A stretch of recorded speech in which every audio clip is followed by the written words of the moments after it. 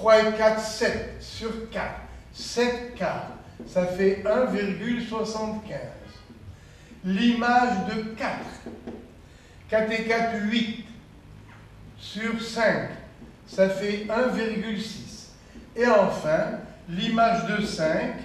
5 et 4, 9. 5 et 1, 6. Simplifions par 3.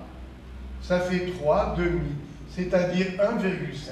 Pour gagner un petit peu de temps, parce que c'est difficile devant vous, parce que le tableau est très glissant, je me suis permis de tracer à l'avance. Voilà, donc pour les points. L'image de 0, ça fait 4. L'image de 1, ça fait 2,5. 1, 2,5. L'image de 2 est égale à 2. L'image de 3, 1,75. L'image de 4, 1,6. L'image de 5, 1,5. Et voilà la branche de courbe pour x compris entre 0 et 5. Bien. Alors maintenant, nous allons passer à la partie suite.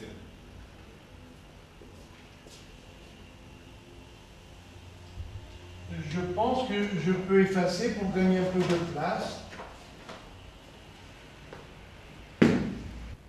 Alors maintenant, on nous demande de faire apparaître sur l'axe des x les valeurs de U0, U1, U2, U3 et U4.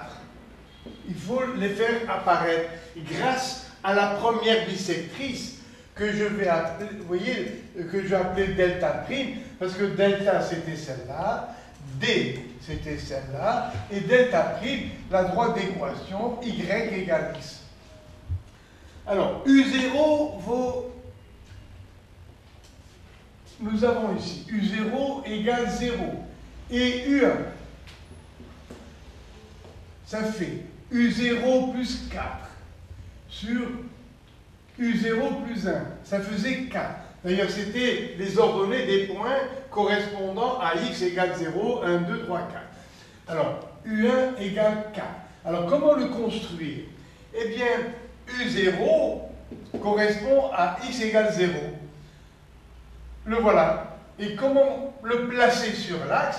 Eh bien, on trace une parallèle jusqu'à la droite delta et on projette ce point. Si c'est bien fait, on doit trouver ici 4. Regardez, voilà U0 égale 0. Il est là. U0 égale 0. À quoi est égal U1? Eh bien, on va se placer sur le graphique UN plus 1 égale grand F de UN. C'est-à-dire, on va se placer sur Y égale X plus 4 sur X plus 1. Donc, pour U égale 0, nous avons trouvé 4. Comment le placer ici? Eh bien, on trace donc cette parallèle qui coupe la droite Y égale X. Mais là, nous avons 4. Donc, ici aussi, on va avoir 4. C'est-à-dire, U1 égale 4. Et en projetant, puisque Y est égal à X, on va avoir le 4 ici. Donc, voici U1 qui vaut 4. Continuons. Où est U2? Eh bien, cette courbe, vous voyez, U2, c'est grand F de U1. Donc, regardez ici, grand F, c'est l'ordonnée jusqu'à cette courbe. Et voilà ici U2. Nous sommes donc sur cette courbe qui donne UN plus 1 en fonction de UN. Voilà UN, UN plus 1, UN, UN plus 1 sur la courbe. Donc U1 est ici, voilà U2. Maintenant, il faut le construire sur l'axe des X. Alors, vous tracez la parallèle à l'axe des X. Et à partir de ce point, U1 va nous donner ici U2. U2. Et pourquoi aurais-je ici de là à là U2? Pourquoi? Parce que nous sommes sur la droite Y égale X. Donc ce U2 est égal à ce U2 qui est là. Voilà. Après, U3, Eh bien, pour avoir U3, à partir de U2, ça c'est U2. À partir de U2, je vais tracer l'ordonnée jusqu'à la courbe. Et ça va me donner U3. Nous allons le placer ici. Grâce à la parallèle, je trace une parallèle qui coupe la droite delta prime d'équation y égale x. Donc ce U3, grâce à la parallèle, se retrouve ici. U3. Et comme y est égal à x, ce U3 qui joue le rôle ici de y est égal à x. Donc voilà U3. Et ainsi de suite. Où est U4? Eh bien, on recommence. Je vais tracer l'ordonnée jusqu'à la courbe. Donc voilà U4. Voilà U4. Et on va le placer sur cet axe. Toujours de la même manière, avec la parallèle. Je trace une parallèle. Donc, cette parallèle me donne encore U3 ici. Et je projette ce point. Puisque là, nous avons U3 et que nous sommes sur la droite y égale x, donc ce y est égal à x. Donc ici, nous avons U3 à peu près égal à 2. Ici, donc, nous avons l'image de U3, c'est-à-dire U4, pardon. Voilà, U4. Donc, U0 est égal à 0. Le voilà. U0 égale 0. U1 égale 4. U2, le voilà, est placé ici. U2. Voilà U3, et puis U4, à main levée, c'est difficile, et autour de 2. Voilà donc les valeurs U0, U1, U2, U3, U4. Et pour faire un peu propre, voilà, ici j'ai U0, là j'ai U1 qui vaut 4. Voilà ici U2, voilà U3, qu'on pourrait calculer bien sûr, et voilà ici U4. Voilà les points. Alors regardons la suite des questions. Quelle paraît être la limite de la suite UN?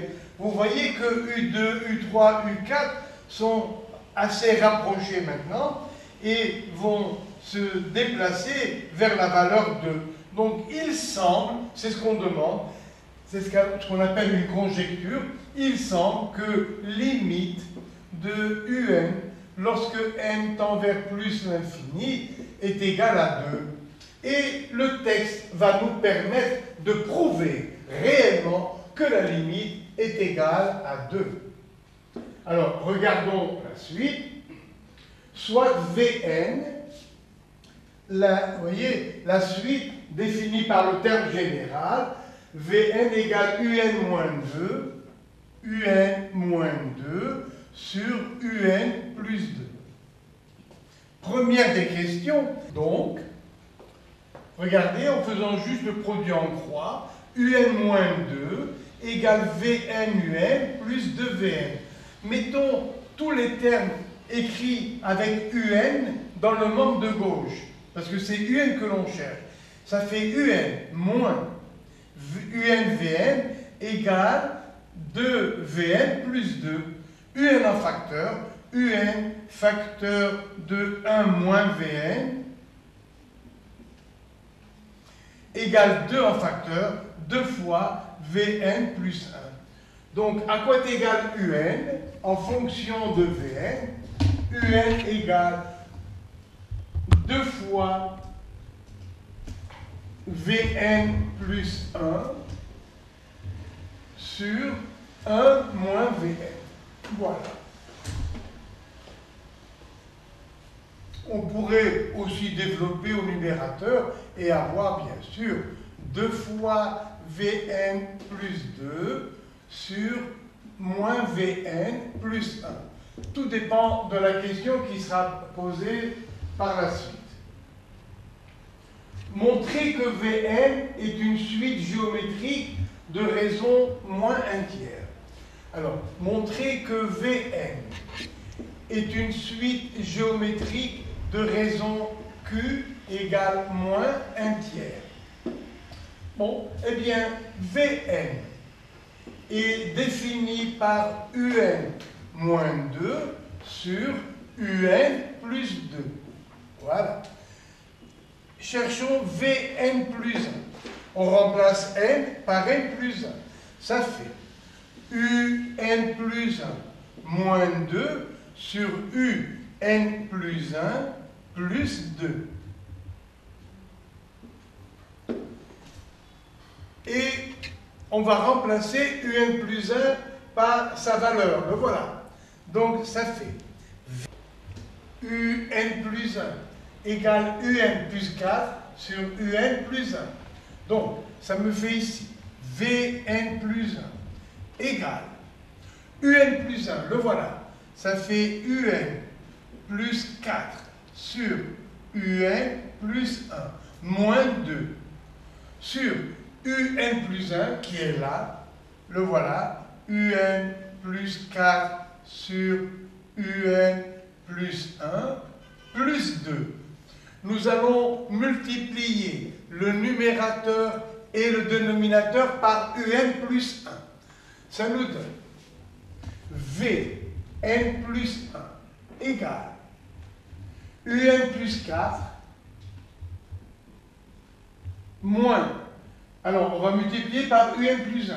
Ça fait moins 2 UN et moins 2 sur UN plus 4 plus 2 UN plus 2. Ça fait Vn plus 1 égale UN moins 2 UN. Ça fait moins UN plus 2 sur 3 UN plus 6. Ça fait Vn plus 1 égale moins